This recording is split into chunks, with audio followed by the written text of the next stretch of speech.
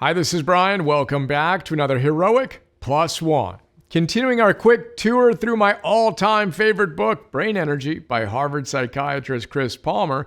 Today, we're going to talk about practical tip number 2 to boost your mitochondria and metabolic functioning to combat psychological and, of course, physiological challenges. In our last Plus One, we talked about sleep. Today, we'll talk about fasting. In our next Plus One, we'll talk about purpose. Let's get straight to work. Dr. Palmer tells us, and I quote, "What we eat, when we eat, and how much we eat have direct effects on metabolism and mitochondria. Everyone knows that diet plays a role in obesity, diabetes, and cardiovascular disease. What most people might not know is that diet also has profound effects on mental health in the brain." He continues by saying, "This field is massive. Tens of thousands of research articles and countless textbooks have explored the effects of diet on metabolism and mitochondria. Most of this research has been focused on obesity, diabetes, cardiovascular disease, Alzheimer's disease, aging, and longevity. Although these researchers don't usually see the connection with mental health, by now, I hope you do." And he says the connections go far beyond correlations. They overlap at the level of neural circuits in the brain. And of course, the entire network of metabolism and mitochondria within the human body.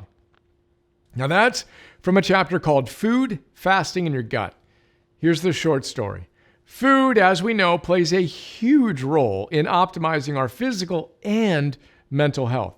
So does not eating, aka intermittent fasting.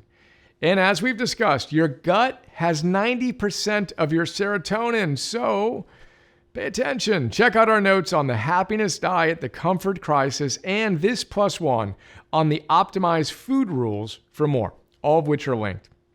And of course, our notes on the circadian code and the Plus One on time-restricted eating. For now, what's one thing you can do to optimize your nutrition today? Get on that, hero. Little PS here, and this is powerful. Each of the practical chapters features a success story, a case study. The one from this chapter is all about Mildred, a woman who suffered from debilitating mental illnesses from the age of 17 to 70. Then her doctor encouraged her to go to a weight loss clinic. Again, this is a woman who suffered from psychological issues who also happened to be obese.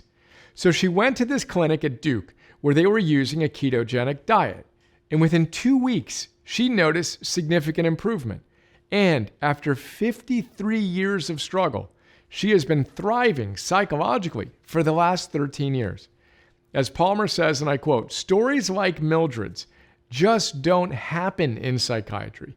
Even with the best treatments we have to offer, this is unheard of. Mildred's story and the theory of brain energy say it is possible. It is a new day in the mental health field, one filled with hope for more stories like Mildred's." I asked Chris to share more on this story in our chat. It was super powerful to hear him tell this story live. Check it out.